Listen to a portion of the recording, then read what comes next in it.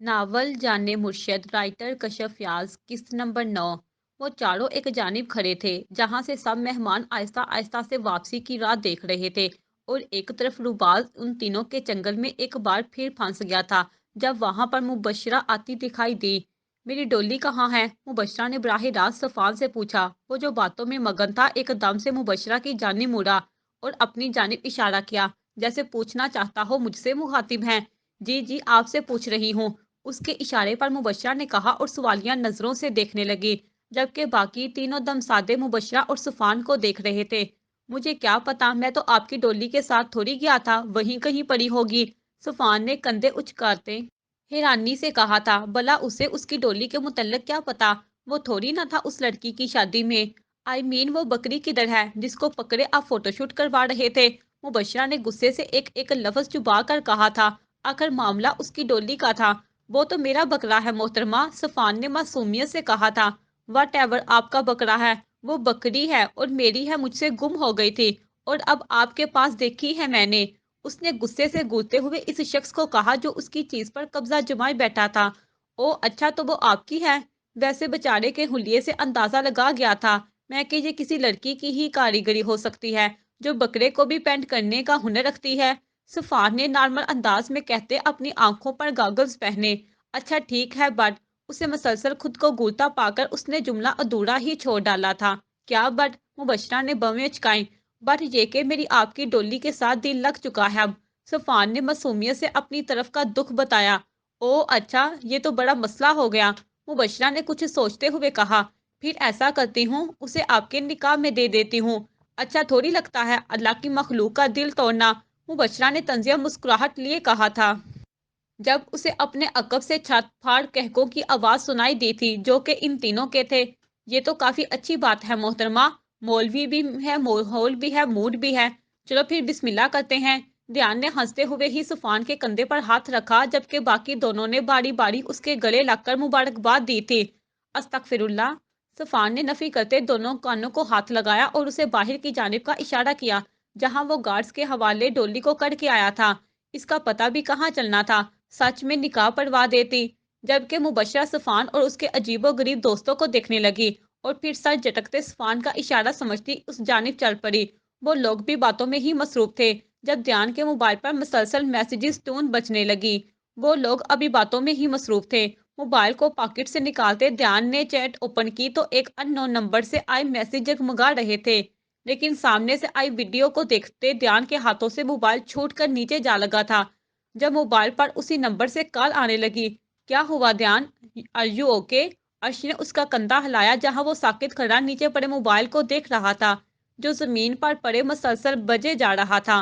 अर्श ने झुकते मोबाइल उठाया तो एक अननोन नंबर से कॉल आ रही थी। अर्श ने मोबाइल ध्यान की जानिब बढ़ाया जिसने कांपते हाथों से मोबाइल थामा और यस का बटन दबाया। रुबास और सुफान भी उसे परेशानी के आलम में देखने लगे जिसकी हालत एकदम से गैर होने को थी।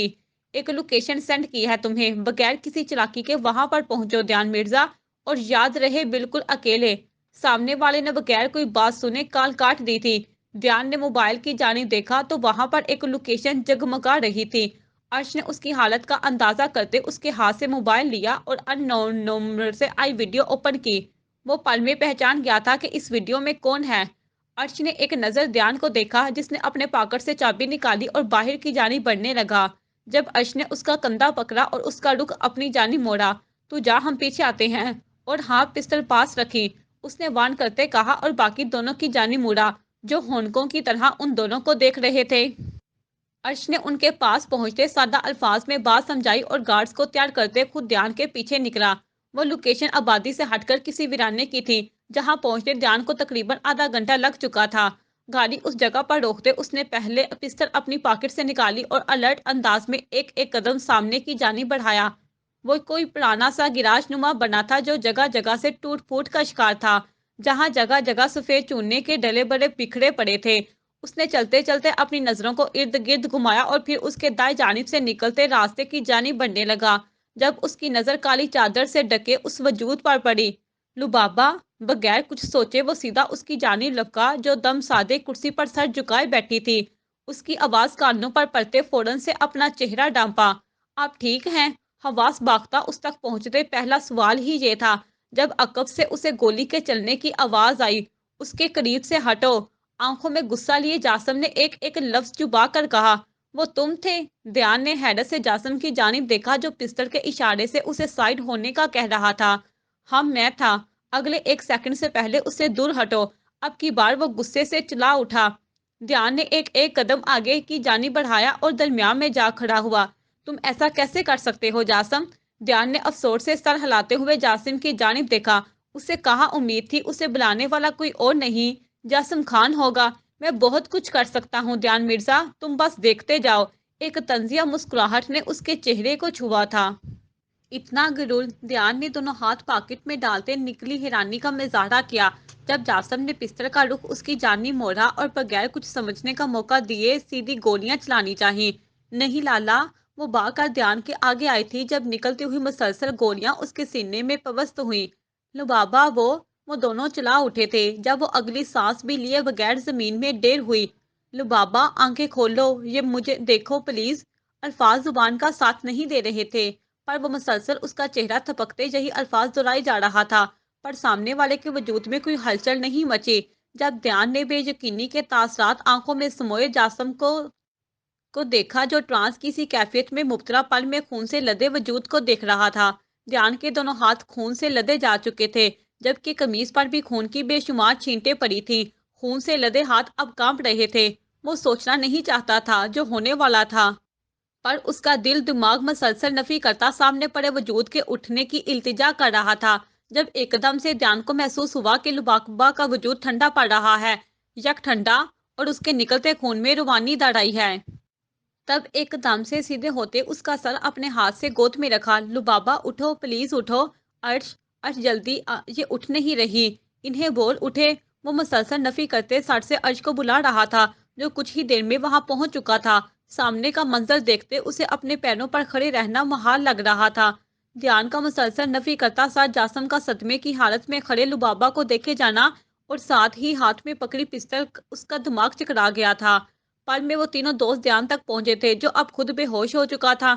उसे कहाँ देखी जानी थी लुबाबा की ये हालत। मुश्किल उसे संभालते वो लुबाबा को जल्द अज जल्द हॉस्पिटल लेकर गए थे। पुलिस केस था, मगर यहाँ पर इन्होंने अपने सोर्सेज का इस्तेमाल करते उसकी ट्रीटमेंट शुरू करवाई थी। अर्श वहां से नहीं गया था। उन्हें जल्द अज जल्द हॉस्पिटल के लिए रवाना करते फोन पर कुछ लोगों से अर्जेंट राब्ते के बाद उसने कदम जासिफ की जानिब बढ़ाए, जिसे न जाने क्या हो गया था। शायद वो यकीन नहीं कर पा रहा था कि उसकी जान से प्यारी बहन उसकी गफलत और गुस्से की नजर हो चुकी थी। एक जस्त में उस तक पहुंचते अर्श ने उसे कॉलर से पकड़कर अपने सामने किया और पिस्टल उसके सर पर तानी। आज पहली बार वो गुस्से में था, और वो भी बेपनाह गुस्सा। शायद इस दौरान जासम कोई हलचल मचाता या कुछ और, तो वो उसे ठोकने में जरा बराबर भी देर न करता। अगर इन दोनों को कुछ हुआ या इनमें से किसी एक को भी कुछ हुआ, तो याद रखना जासम अली असगर खान, अर्शमान मलक तुम्हें इस जगह पर मात देगा जिसका तुम तसव्वुर भी नहीं कर सकते। उसकी आंखों में देखते अर्श ने एक झटके से उसका कॉलर छोड़ा और लंबे लंबे डग बढ़ता वहां से गायब हो गया। उसके झटके से छोड़ने पर जासम के कदम डगमगाए, पर वो बर वक्त खुद को संभाल चुका था। फरीद के लिए उसे ढूंढना नामुमकिन हो गया था। 1.5 घंटे की खुवारी के बाद वो इस तक पहुंचा, जिसकी आंखों में अब आंसुओं का सैलाब उमड़ आने को बेताब था। एक जस्त में उस तक पहुंचते वो जल्द अज जल्द जासम को लेकर यहाँ से निकलना चाहता था। हवेली में खबर फरीद के जरिए पहुंची थी, जो आग लगाए हवेली के मकीनों के सरों पर सवार हो चुकी थी। खवातीन को संभालना अब मर्द हजरात के लिए मुश्किल होता जा रहा था। अली असगर खान इस खबर को सुनते वो खला गए थे। कोई समझ नहीं पा रहा था कि ये एक गलती थी या इत्तेफाक, जो लुबाबा को गोलियां उसके अपने भाई के हाथों लगी थी। जासिम घर वापस नहीं आया था। वो न जाने कहाँ दुबका बैठा सदमे से बेहाल खुद को यकीन दिलाने की सही में हलकान हुए जा रहा था। अगर उसे जरा बराबर भी इल्म होता तो वो वक्त को थाम कर उसकी मिन्नत कर लेता, लेकिन अपनी बहन पर आंच न आने देता, इसी सोच को लिए वो हवेली से गायब था। जमार, यौकत खान और अली असगर खान अस्पताल जा चुके थे। खवातीन के बेपनाह इसरार के बावजूद बमुश्किल उन्हें समझाते घर पर ही रहने की तलकीन की गई थी। ये मंजर अस्पताल का था, जहां आईसीयू के बाहर वो तीनों दोस्त नडाल से बैठे अपने यार और उर्स की खुशियों की दुआ कर रहे थे। मिर्जा हाउस ध्यान की अचानक बेहोशी पर परेशान बेहाल सा अस्पताल में जमा था। अबीर मिर्जा एक साइड पर बेंच पर बैठे दोनों हाथों में सर गिराए किसी गहरी सोच में गुम थे। इन्हीं के मुकाबले अरमगान एक बाजू को फोल्ड किए दूसरे का अंगूठा थोड़ी के नीचे टकाए बेसुध सा खड़ा था। उसी जगह जमार शौकत और अली असगर एक बेंच पर बैठे किसी गहरी सोच में गुम थे। कोई भी किसी से कोई बात नहीं कर रहा था। सब एक ही जगह होने के बावजूद ना होने के बराबर थे। मिर्जा फैमिली को अशमान ने बात का मफहूम समझा दिया था। इसी बात को समझते वो ध्यान की हालत का अंदाजा लगा सकते थे जो अब तक बेसुध बेहाल पड़ा था। अल्लाह बचाए मर्ज़े इश्क से दिल को। सुना है ये आरज़ा अच्छा नहीं होता। शाम के साए रात के अंधेरे में डरने लगे थे। हवेली वालों को खैरो आफियत की कोई खबर मसूल ना हुई थी। हायका इस वक्त को कोस रही थी जब इन्होंने जासम के हमरा लबाबा को जाते देखा था और उसे रोक ना सकी थी। असगरीन बेगम की तबीयत खराब हो चुकी थी जिनको अब अफराह संभाल रही थी। वो माँ तो नहीं थी पर अपने अंदर ममता का जज्बा जरूर रखती थी। इसी बच्ची को बचपन से लेकर जवानी तक इन्होंने परवान चढ़ाया था। अफराह और इन दोनों बच्चों में कभी कोई फर्क नहीं आने दिया था। तो अब कैसे उनकी तकलीफ उन्हें तकलीफ ना देती। हायका वहाज खान इस वक्त लान में लगे सोफों से एक बैठी मुसलसल तस्बीह में कोई विद कर रही थी जब इन्हीं लान के दरवाजे से मरे कदमों से चलता जासम अंदर आता दिखाई दिया जिसके चेहरे से एक रंग गुजरा तो दूसरा चढ़ आता। वो बगैर अंदर की जानिब नजरें उठाए अपने कमरे की तरफ बढ़ गया। जब हायका वहाज खान पीछे बैठी उसकी पुश्त को देखती रह गई। वो कमरे में दाखिल होते गिरने के से अंदाज में सोफे पर डे गया। अपनी पुश्त को सोफे से टकाए दोनों हाथ कनपट्टी से तक ले जाकर सहलाने लगा। कंधों से शाल उतारकर एक जानिब रखते अपने पैरों को जूतों से आजाद किया और मुर्दा कदमों से चलता बेड तक पहुंचा और उसके क्राउन से टेक लगाए आंखें मूंद गया। अभी कुछ वक्त ही गुजरा था जब कमरे का दरवाजा खुला और हायका वहाज खान दबे कदमों से कमरे के दाखिली दरवाजे से दाखिल हुई। वो बहुत कम आती थी उसके कमरे में।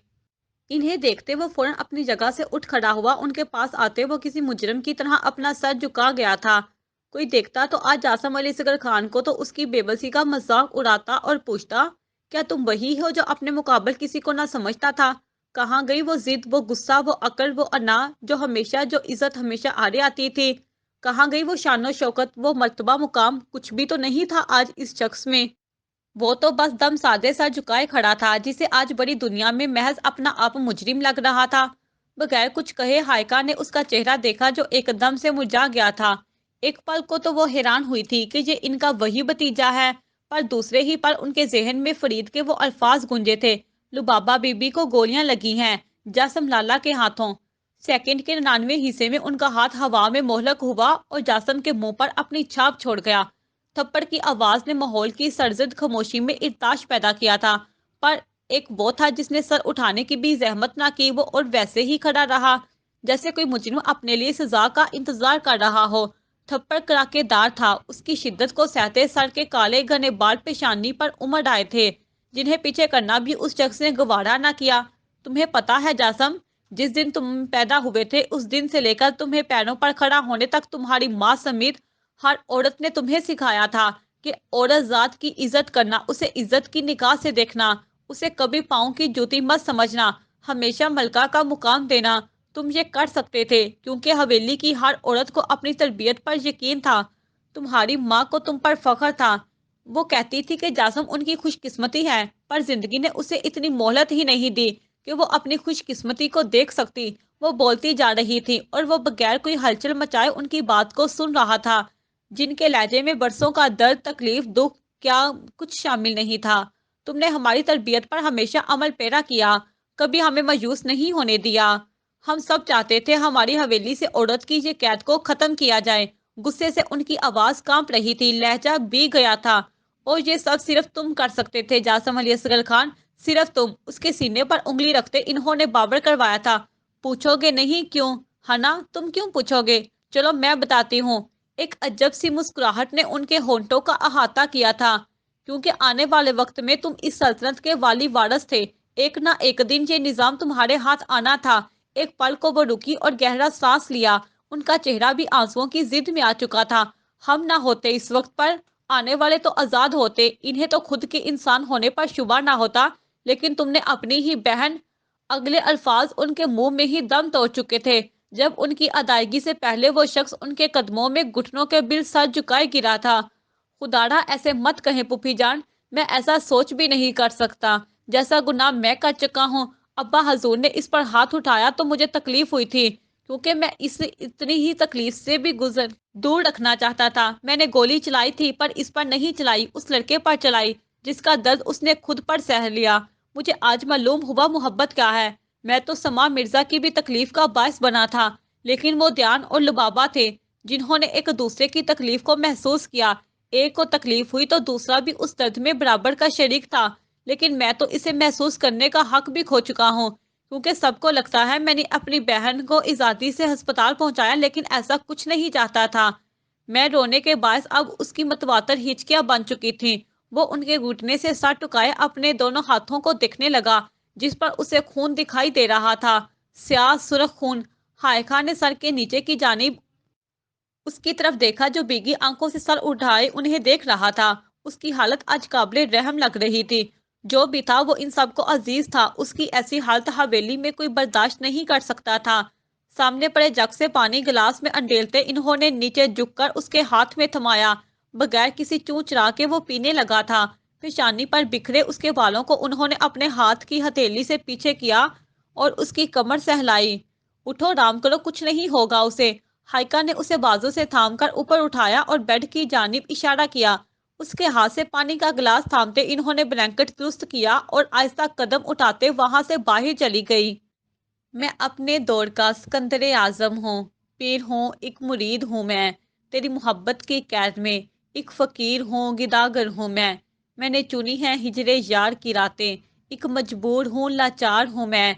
मेरे इंतखाब पर नहीं दुख मुझे, एक खताकार हूँ, गुनाहगार हूँ मैं अज खुद। अस्पताल में मामूल की हलचल मची थी। डॉक्टर्स का आना जाना हनोज बरकरार था। वहां बैठे हर अफराद की बेचैनी अरूज पर थी।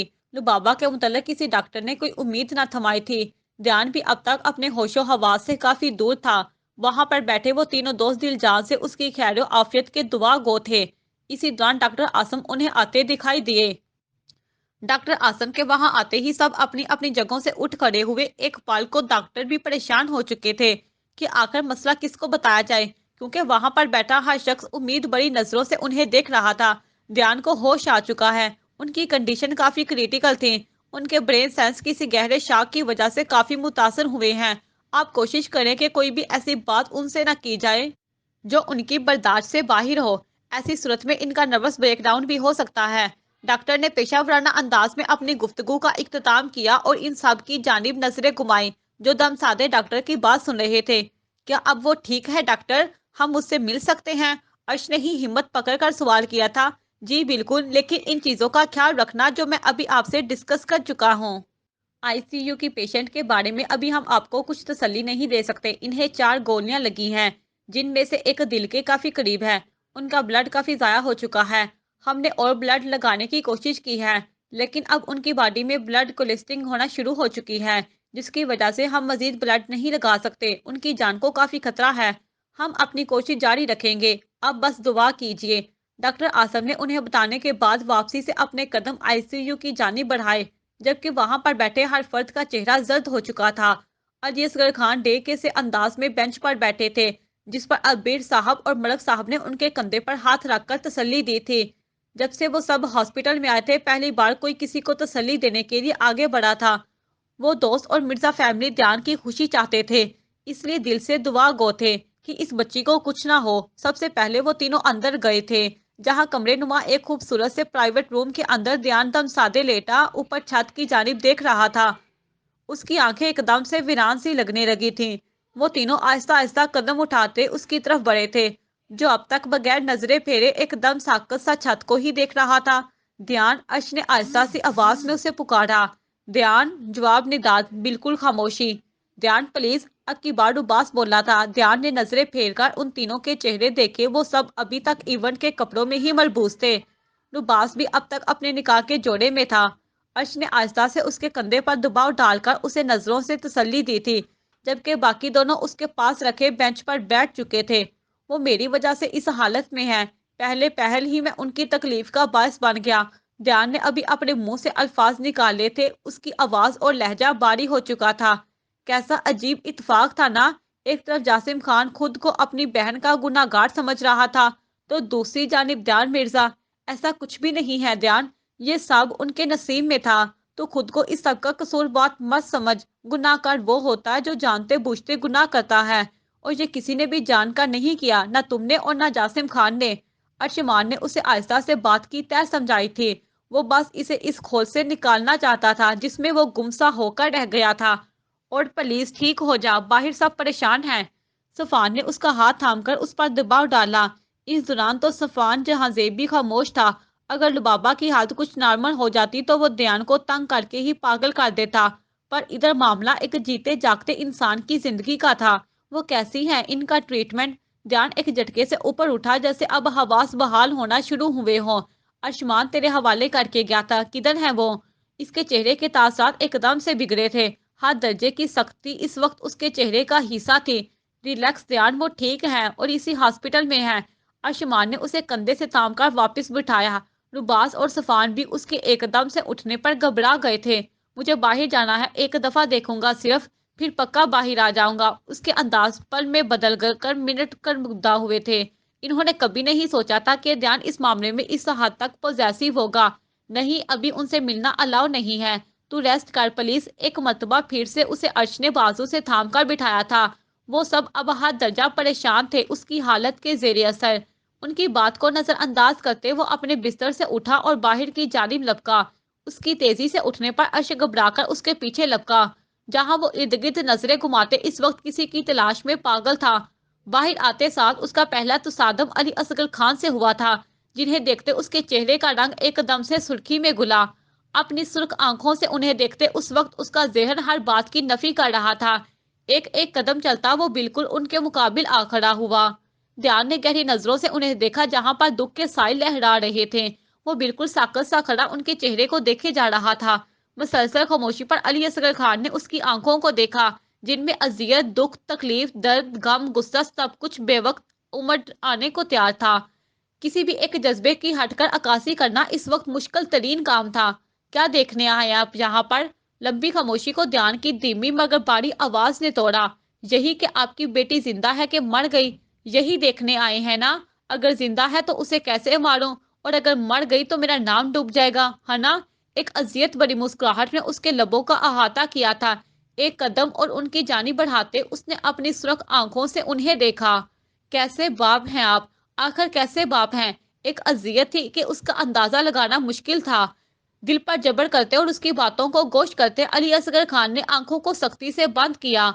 आखिर को वो भी एक बाप थे। सारी उम्र रोब दबदबे में गुजारने के बावजूद उनके दिल में औलाद के लिए एक जज्बा था। अबीर मिर्जा आगे बढ़े और ध्यान को उनके फासले पर ला खड़ा किया। वो तो अब भी इस बाप को देख रहा था, जिनके चेहरे के तासरात इस बात की गवाही दे रहे थे कि वो एक बाप है, इन्हें तकलीफ है, वो अपनी बेटी के गम में मुब्तला है। लेकिन जुबान थी जो साथ नहीं दे रही थी। अभी वो मजीद कुछ कहता कि डॉक्टर आजम उनकी जानिब बढ़ते दिखाई दिए। उनके करीब आते ही सब अपनी जगहों से उठ खड़े हुए और डॉक्टर के बोलने का इंतजार करने लगे, जो खुद परेशान थे कि किस तरह बताया जाए। देखे, डॉक्टर आसम ने लफ्जों की अदायगी करनी चाहिए। वो ठीक हैं। वो उनकी बात काट चुका था। ध्यान, डॉक्टर आसम ने उसके कंधे पर हाथ धरा।